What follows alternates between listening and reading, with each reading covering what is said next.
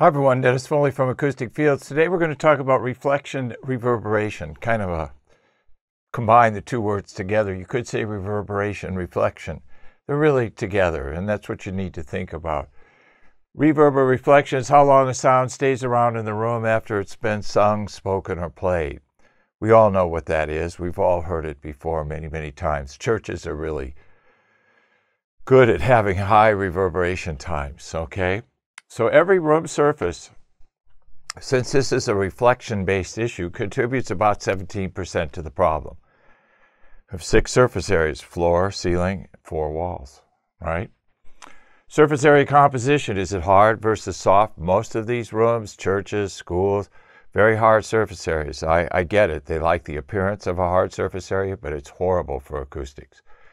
How are we going to fix it? Well, we got to treat it. Okay, because it's the accumulation of reflections that cause reverberation. And that has a direct impact on speech intelligibility.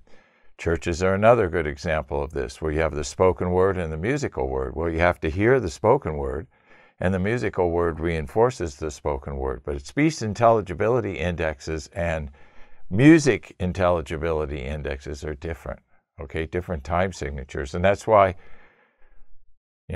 a lot of churches don't sound good. You can't hear the spoken word. You can't hear the musical word. There's too much reflections. There's too high of an RT60 time.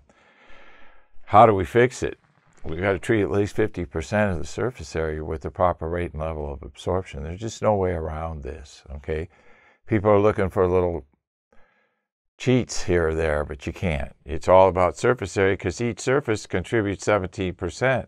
So you got to treat at least 50% of that surface area. So we got to treat 9% of it. Music and voice, we must use the proper rate and level of absorption if absorption is our chosen technology. And most of the time with reverberation times, it's absorption because diffusion will make reverberation times worse. So must use the proper rate level, every surface 17%. Must use the technology that's designed for that particular space because each wall surface area is its own room. It has a different frequency and amplitude problem on every surface area. So must cover enough to get enough. That's the whole key. You got to cover enough to get enough. It's the whole surface area that's causing the problem. We have to treat at least 50% of that surface area. I know that's a lot of surface area coverage. It's just physics. It's just the way it is.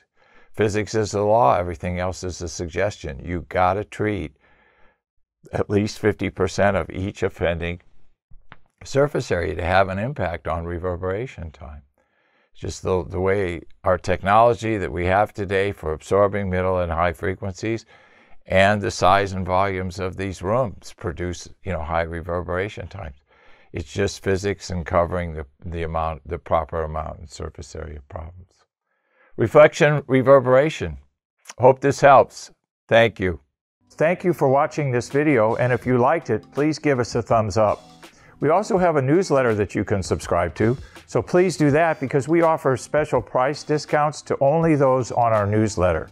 And then don't forget about our forum. We have started a forum on our own website where people ask questions, and I usually get a chance every couple days to look at it.